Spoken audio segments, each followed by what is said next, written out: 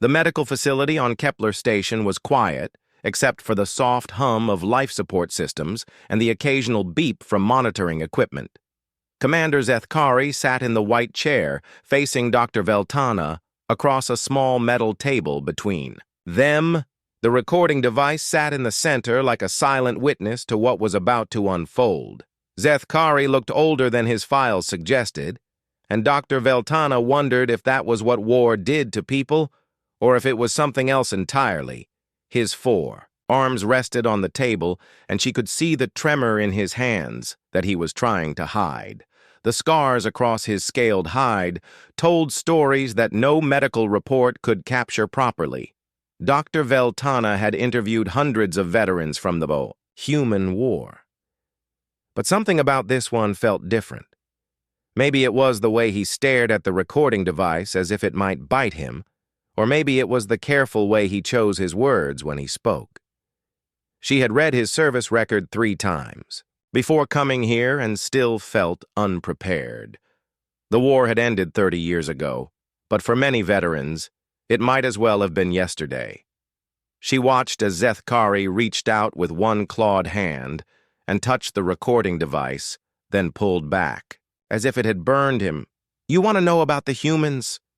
he said finally, and his voice carried a weight that made the air in the room feel heavy. "Everyone asks about them now as if they were just another species. We fought just another war we won, but they are wrong about everything." Dr. Veltana leaned forward slightly. Her own species had joined the hegemony after the war was over, so she had never seen humans in battle. She had only heard stories and read reports, but something in Zethkari's voice told her that the reports had missed something important. The humans were not conquered. He continued, and each word seemed to cost him effort. "They chose to stop fighting, and that choice still wakes me up at night, because I finally understood what we had been fighting against." Zethkari closed his compound eyes for a moment, and Dr. Veltana waited. She had learned that veterans needed time to find their words, especially when those words carried the weight of memory. It started with a single ship, he said, opening his eyes again. The New Horizon, they called it, and it was the ugliest thing any of us had ever seen in space. It looked like someone had taken a city and strapped engines to it, which was exactly what they had done. 10,000 humans crammed into a ship that should not have been able to fly. Veltana made notes on her tablet but kept her eyes on Zethkari. She could see that he was somewhere else, now lost in memories that were 30 years old, but still sharp enough to cut. Captain Jake Morrison was their leader, and when we offered them the standard terms of surrender, he did something that no species had ever done before. He laughed at us. Actually laughed, and then he broadcast his response on every frequency, so that every ship in both fleets could hear it. Zethkari paused and reached for the water container on the table. His hands shook as he lifted it to his mouth, and Dr. Veltana noticed that he spilled a few drops. Morrison said they had not traveled 4 light years to bow to anyone, and at first we thought it was just bravado, the kind of thing that desperate creatures say when they know they are about to die. But then the shooting started, and we realized that he meant every word. The battle should have lasted minutes. Dr. Veltana. The New Horizon was one ship against an entire hegemony patrol fleet. They had mining tools and civilian equipment while we had military-grade weapons and armor, but those humans fought like nothing we had ever seen before. Zethkari set down the water container and stared at his reflection in its surface. They turned their mining charges into weapons and their cargo bays into gun positions. A human named Helen Carter, who was just an engineer, rigged their fusion reactor to overload if we tried to board them. Another one called Ben Rodriguez took apart their life support systems to make more weapons. Dr. Veltana stopped taking notes because she realized she was holding her breath, but it was not just the fighting that shocked us, he continued. It was the way they fought. Captain Morrison kept broadcasting messages even as his ship was falling apart. He was not asking for help or trying to negotiate. He was telling his people that they were free, and that freedom was worth dying for. The recording device sat between them, capturing every word, but Dr. Veltana felt like she was witnessing something more than just another interview. She was watching a warrior try to make sense of an enemy that had changed him. Morrison rammed his ship into the hegemony cruiser Kelthara, and both ships were destroyed. But before he died, he sent one final message that was picked up by every communications array in the system. Zethkari looked directly at Dr. Veltana, and she could see something in his compound eyes that might have been fear or respect, or both. He said, "Tell them we were here. Tell them we were free, and tell them we chose this." The silence that followed seemed to fill the entire room, and Dr. Veltana realized that she had just heard the opening notes of a story that would change everything she thought she knew about the war. Zethkari reached for the water container again, but his hands were steadier now, as if talking about the memories was somehow making them easier to bear. Dr. Veltana waited because she had learned that interrupting a veteran in the middle of their story was never a good idea. "After Morrison died, we thought the worst was over," he said, "but we were wrong about everything. The humans had more ships coming, and each one was filled with people who had heard Morrison's final message." Dr. Veltana made a note on her tablet, because this was new information that had not been in any of the official reports she had read. The second wave arrived 3 months later, and it was led by a woman named Helen Carter, the same engineer who had rigged the fusion reactor on the New Horizon. She had survived the battle by being in an escape pod, and somehow the humans had made her a captain. Zethkari shook his head, as if he still could not believe what he was remembering. Carter brought 5 ships with her, and they were even uglier than the New Horizon, but they were also deadlier because the humans had learned from their first battle. They had turned cargo ships into warships and filled them with people who were angry about what had happened to Morrison. Dr. Veltana looked up from her tablet because something in Zethkari's voice had changed. "The humans did not fight like soldiers," he said. "They fought like parents protecting their children, and that made them far more dangerous than any military force we had ever faced. The battle for Proxima Station lasted 6 days, and by the end of it we had lost more ships than in any single engagement in hegemony history. Carter used tactics that no military academy had ever taught because she was not trying. To win a battle, she was trying to send a message."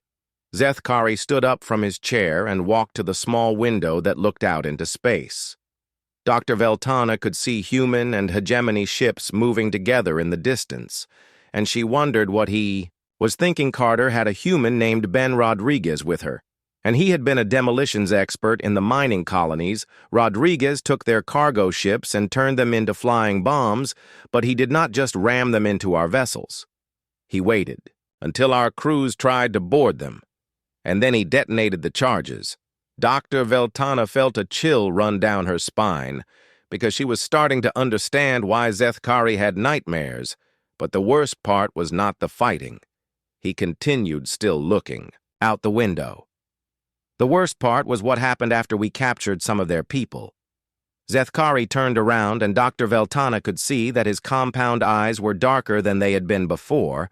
We expected them to break under interrogation or to try to bargain for their lives like every other species we had fought, but the humans did something that we were not prepared for. They treated us like people. Dr. Veltana set down her tablet because she realized that this was the heart of whatever was haunting Zethkari. A human named Lisa Park was their chief medical officer, and she had been captured when her ship was destroyed. We brought her to our interrogation facility, and she asked if she could treat our wounded soldiers.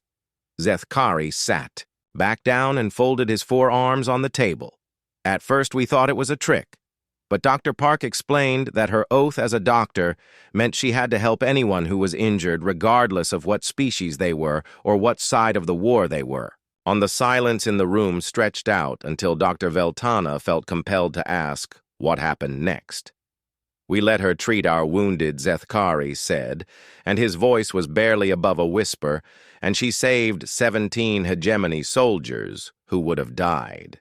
From their injuries, she worked for 3 days straight without sleep, and when she was done, she asked if she could send a message to her family. Dr. Veltana realized she was holding her breath again. The message was just a few words. He continued. She said, "Tell them I am alive and I am helping people and I am still free." Even here, Zethkari reached for the recording device and stared at it for a long moment. That message was broadcast across the entire hegemony communication network, and it changed everything. Because for the first time, our people began to question what we were fighting for. Dr. Veltana made notes, but she was not sure how to capture what she was hearing in words. The humans kept coming, he said, and each time they brought new tactics and new weapons, but they also brought something else that we had never encountered before. They brought hope. Zethkari looked directly at Dr. Veltana, and she could see that he was trying to make her understand something important. Every human ship that was destroyed sent out the same message before it died. They would broadcast the names of everyone on board, and then they would say that they had lived free and died free, and that their children would be free. 2. Dr. Veltana felt tears forming in her eyes, even though she was not sure why. We started intercepting their personal communications, and what we found made us question everything we thought we knew about war. The humans were not fighting because they hated us. They were fighting because they loved their families and their freedom more than they feared. Zethkari stood up again and walked back to the window. A human named Paul Chen was captured during the battle for the mining station, and while he was in our detention facility, he taught our guards how to play a game called poker. He said that the game was about reading people and understanding what they were thinking, and he wanted to help us understand humans better. Dr. Veltana closed her tablet because she realized that taking notes was somehow missing the point of what Zethkari was trying to tell. Her Chen told our guards that humans were not special or superior to other species, but that they had one thing that made them different. They had learned that freedom was not something that could be taken away by force, because freedom lived in the mind and the heart. Zethkari turned around, and Dr. Veltana could see that his hands had stopped shaking. By the end of the first year of the war, we had killed thousands of humans and captured hundreds more.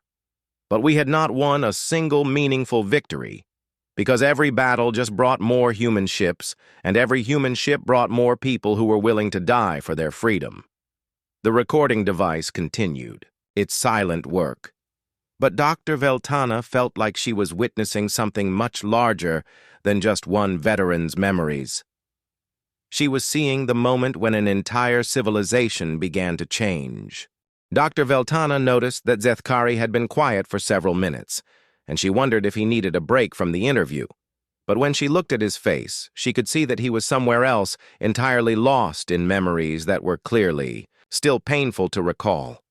The war changed everything, he said finally, and his voice carried a heaviness that filled the room.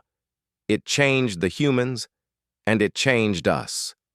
And after a while, we started to wonder who was really winning. Zethkari reached for his water container but did not drink from it, instead holding it in his 4 hands as if it gave him something to focus on. The siege of New Geneva was where we first saw what humans could do when they stopped playing by the rules of war. He continued. Colonel Amy Foster was in command of the mining world, and she had maybe 3,000 people under her command. Against our invasion force of 50,000, Dr. Veltana made a note because the numbers seemed impossible, but she had learned not to interrupt when Zethkari was speaking. Foster turned the entire planet into a weapon, he said, and every word seemed to cost him effort. Every tunnel became a trap. Every piece of mining equipment became a tool of war, and every civilian became a soldier, without anyone giving them orders to do so. Zethkari set down the water container and stared at his reflection in its surface. A human named Paul Chen was the chief engineer, and he rigged the asteroid mining charges to work as ship killers. Another One called Katie Brooks was a demolitions expert, and she taught the miners how to turn their tools into weapons. But the worst part was that they were not just fighting to win, they were fighting to make us pay for every meter of ground. Dr. Veltana felt a chill because she was starting to understand what made this war different from all the others. The humans did not just want to defeat us militarily. Zethkari continued. They wanted to break our will to fight, and they understood that the best way to do that was to make victory so expensive that we would question whether it was worth the cost. Zethkari stood up and walked to the window again, and Dr. Veltana could see the tension in his shoulders. Foster sent messages to our command ship. Every day, he said, and each message was delivered by a different human. A farmer named Steve Walsh looked into the camera and said, "We are not going anywhere." A teacher called Maria Santos said the same thing, and so did a mechanic named Chris Miller, Dr.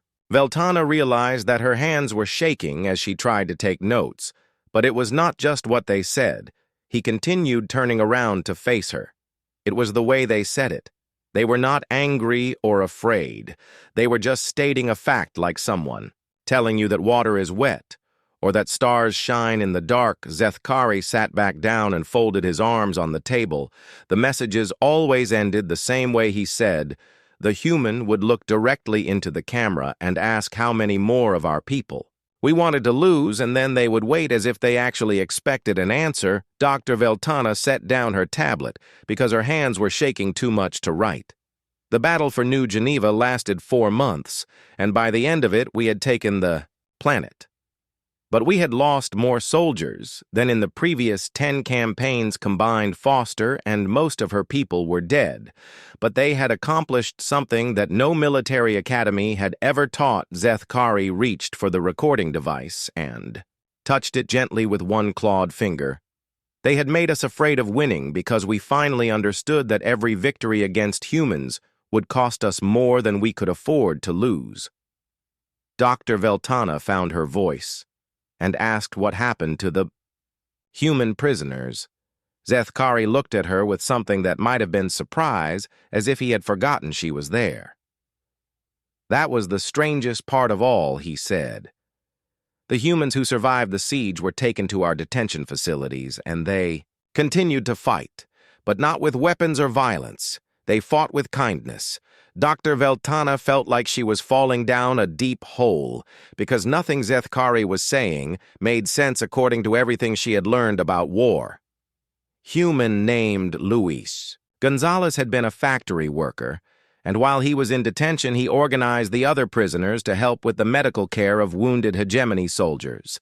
Another one called Patricia Young was a nurse, and she taught our medical staff new techniques for treating battle injuries. Zethkari shook his head as if he still could not believe what he was remembering.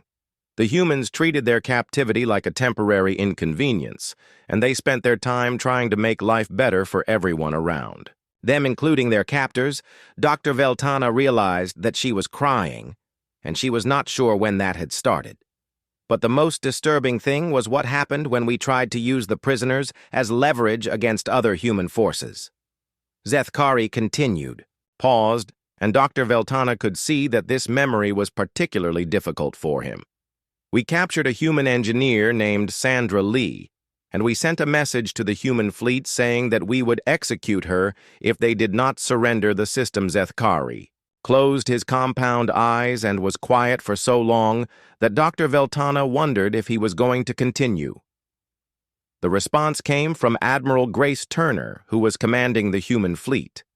Turner said that Sandra Lee was a free human being who had chosen to risk her life for her people, and that threatening to execute her only proved that we did not understand what we were fighting.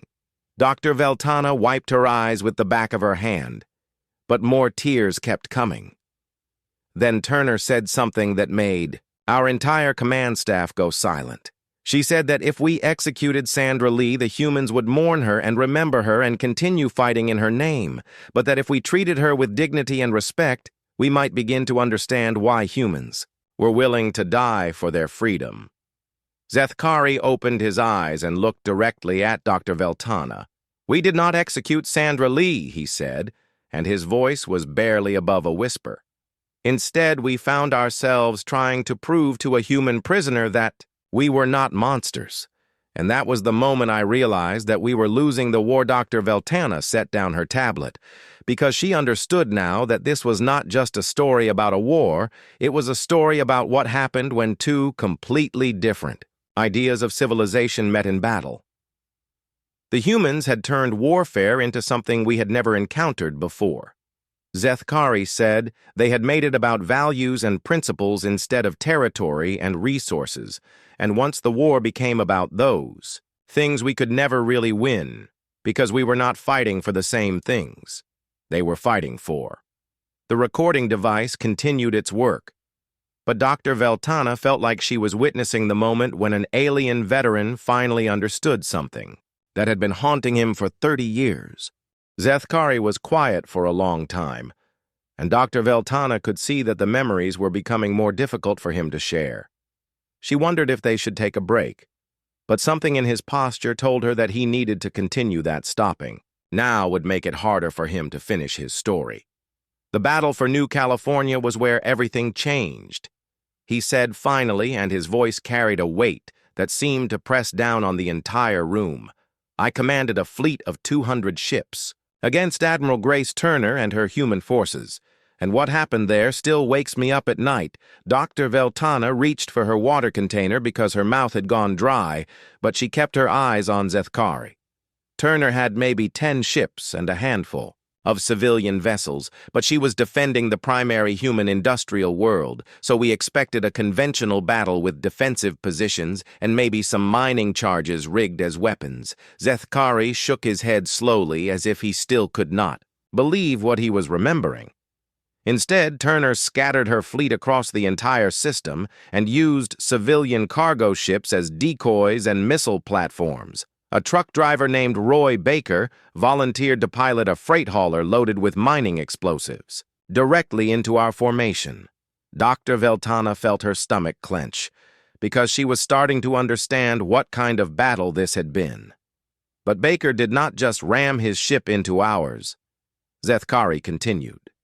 He waited until our boarding parties were attached to his hull, and then he triggered the explosives, killing himself and 30 of our soldiers while broadcasting a message to his daughter telling her that he loved her and that she should always remember to be free. Dr. Veltana realized that she was holding her breath and forced herself to breathe normally. Turner used every civilian in the system as part of her defense network. He said a freight captain named Sandra Lee coordinated supply runs between the scattered human ships, while under constant fire from our weapons factory workers like Luis Gonzalez continued building weapons and ammunition even as our ground forces were landing in their cities. Zethkari stood up and walked to the window, and Dr. Veltana could see his reflection in the glass, looking older and more tired than when the interview had started. The humans were not trying to win the battle, he said, and each word seemed to surprise him as if he was still working out the implications.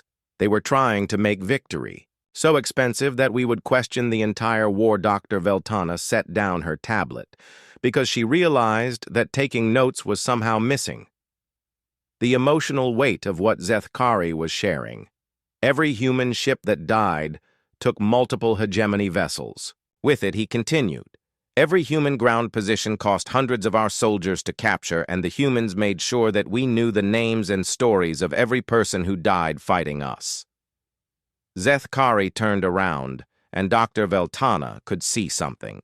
In his compound eyes that looked like grief, a nurse named Patricia Young organized civilian resistance cells in the cities, and when she was captured, she spent her time in detention, teaching our soldiers basic medical care. Another human called Danny Clark was a former Marine who led guerrilla attacks against our supply lines, but when we finally cornered him, he surrendered peacefully and spent his captivity teaching our officers about human military history. Dr. Veltana wiped her eyes, because tears were running down her face again. But the moment that changed everything was when Admiral Turner contacted me directly, Zethkari said, and his voice dropped to almost a whisper. He sat back down and stared at the recording device as if it held answers to questions he was still trying to understand. Turner appeared on my command screen, and she looked exactly like what she was, a middle-aged human woman who had probably been a civilian before the war started. She was not wearing a fancy uniform or trying to intimidate me. She was just talking to me like we were two people having a conversation. Dr. Veltana leaned forward because she could sense that this was the heart of whatever was haunting. Zethkari, Turner said, "Commander, you can take this world," and we both know that she said, "But look around you and see what it is costing you. Look at how many of your people have died today, and ask yourself how many worlds like this your empire can afford to take."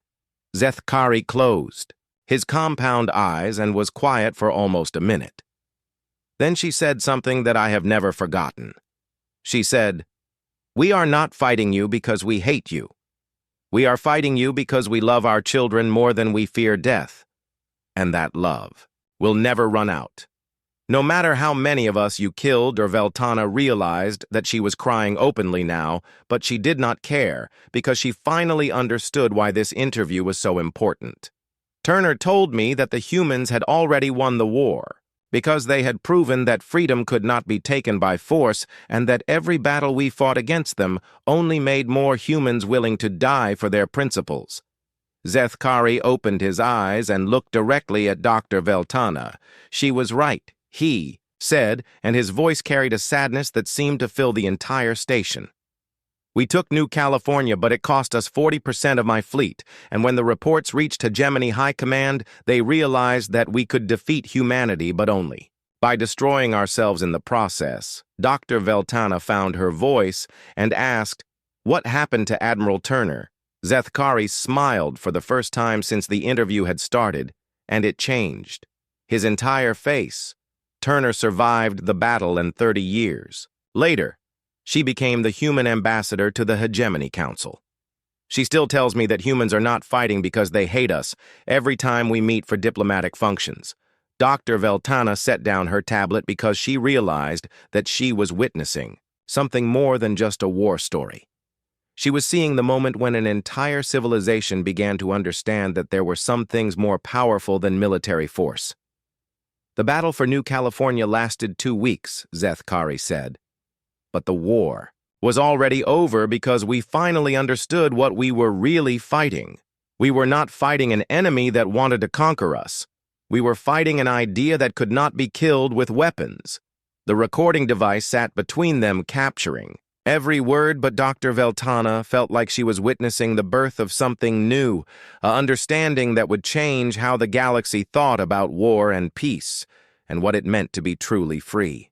Dr. Veltana could see that Zethkari was struggling with the next part of his story, because his 4 hands were shaking again, and he kept reaching for the water container without actually drinking from it.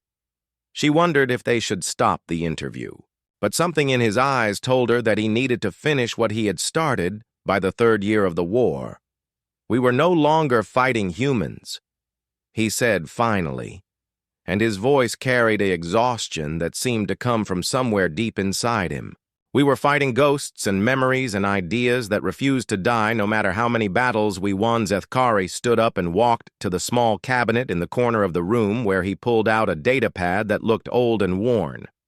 "This contains the final report from the Titan Station incident," he said, holding the pad like it might explode in his hands, and Dr. Veltana realized that this was what he had been building up to tell her. Titan Station was a human research facility that we had, surrounded with 3 full battle groups, because intelligence reports said they were developing new weapons that could change the course of the war. Dr. Veltana made a note, but she could see that Zethkari was somewhere else, entirely lost in a memory. That was clearly still painful after 30 years.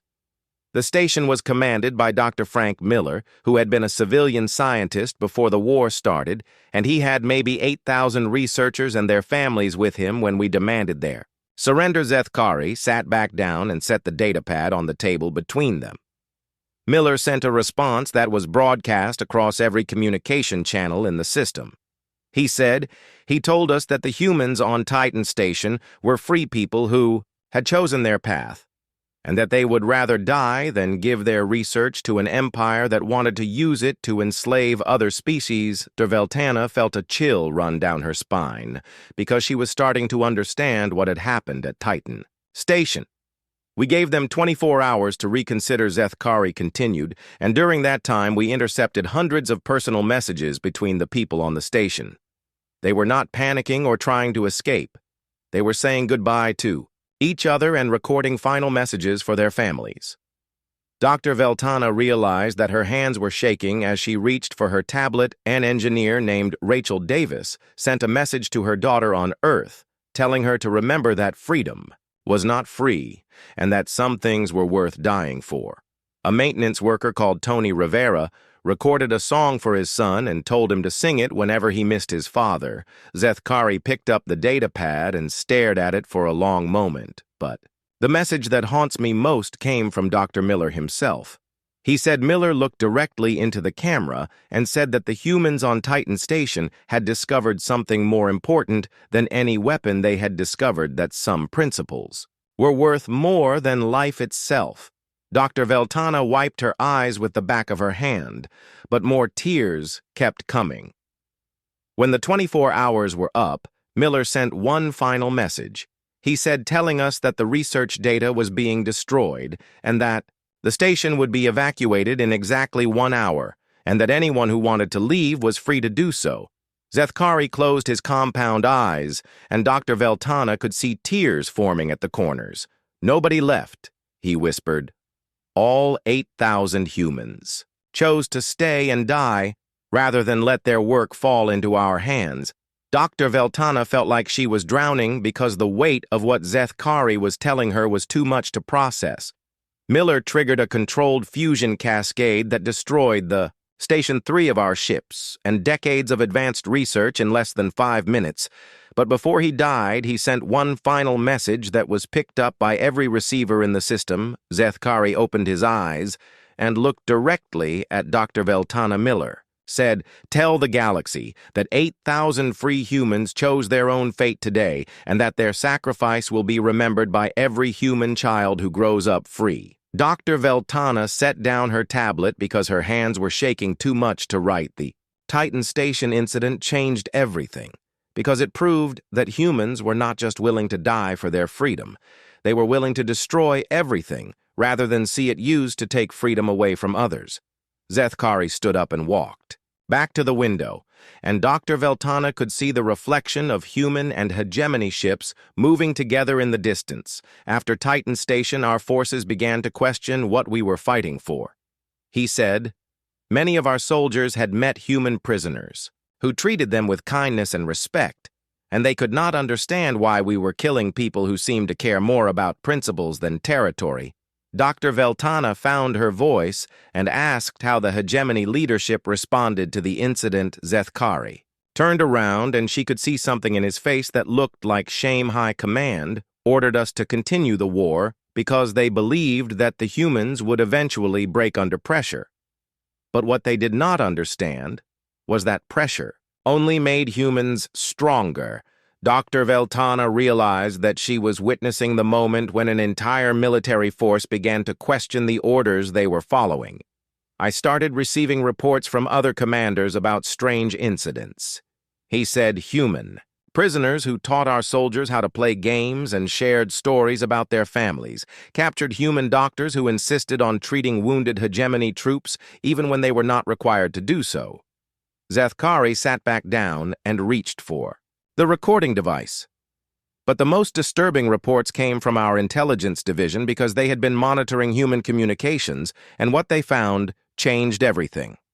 Dr. Veltana leaned forward because she could sense that this was leading to something important. The humans were not just fighting a military war, they were fighting a war of ideas, and every day that the conflict continued, more hegemony citizens began to question whether we were the heroes or the villains in this story. Zethkari looked directly at Dr. Veltana, and she could see that he was trying to make her understand something that had taken him years to figure out. The humans had turned the war into a mirror that forced us to look at ourselves, and when we saw our reflection, we did not like what we found. The recording device continued its silent work. But Dr. Veltana felt like she was witnessing the moment when an empire began to crumble, not from external force, but from internal doubt about its own moral foundation. Zethkari reached for the old datapad again, and Dr. Veltana could see that his hands had stopped shaking, as if telling the story had somehow made the memories easier to bear. She realized that they had been talking for hours, but it felt like minutes, because every word had carried the weight of 30 years of haunted dreams. The end came not with human surrender, but with something that no hegemony strategist had ever planned for. He said, and his voice carried a sadness that seemed to fill the entire room. We simply could not afford to win anymore. Dr. Veltana set down her tablet because she understood now that taking notes was missing the point of what Zethkari was sharing with her. The final battle took place at Earth's moon, and it should have been our greatest victory because we had surrounded the last functional human fleet with everything we had left. Admiral Kevin Ross was commanding maybe 30 human ships against our force of 300 Zethkari, opened the datapad, and stared at the information on its screen.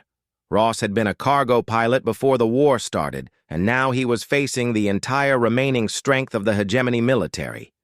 But when we offered him surrender terms, he did something that summed up everything. We had learned about humans during 4 years of fighting. Dr. Veltana leaned forward because she could sense that this was the climax of everything Zethkari had been building toward.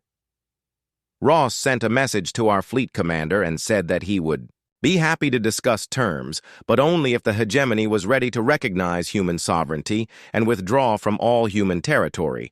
Zethkari shook his head as if he still could not believe what he was remembering. We thought he was joking because his fleet was outnumbered 10-1, and he had no hope of military victory, but then High Command received a communication from the Hegemony Council itself. Dr. Veltana realized that she was holding her breath. The Council had been receiving reports from across the Empire about declining morale and increasing questions about the war. Among our own people, there were protests and demands to know why we were fighting humans who seemed to be more interested in freedom than conquest. Zethkari closed the datapad and set it on the table.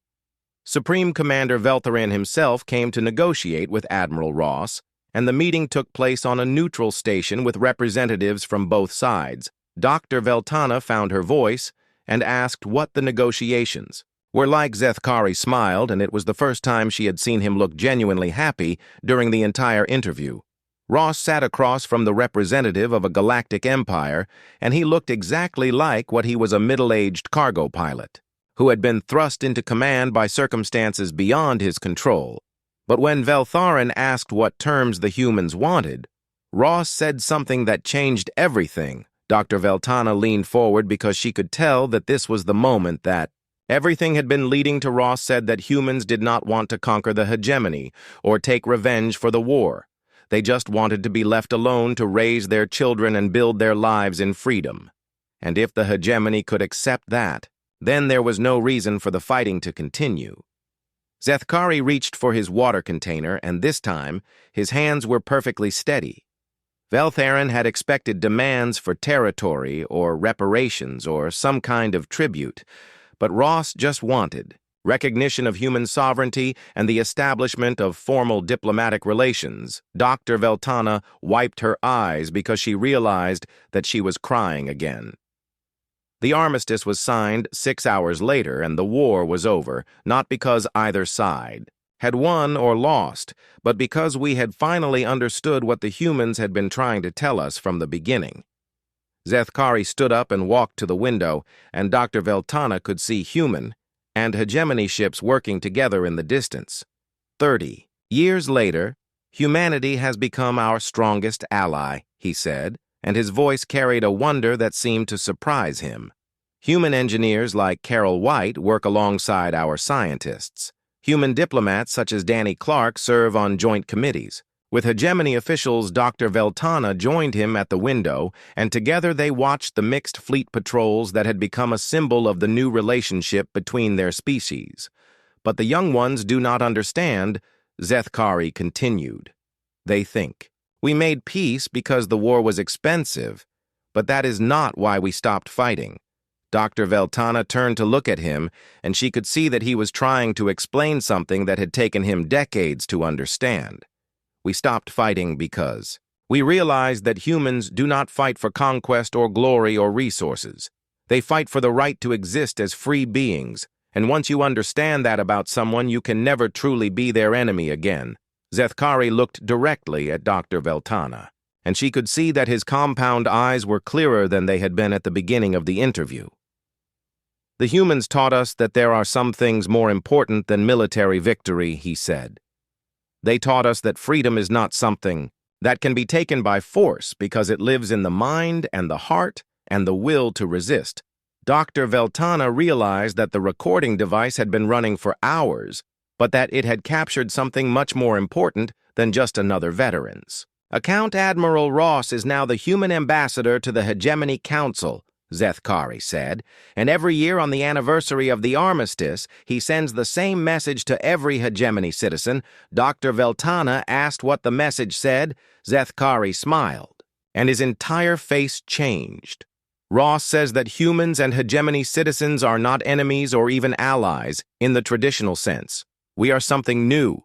We are two species who learned that freedom and dignity are not zero-sum resources that can be divided up between winners and losers.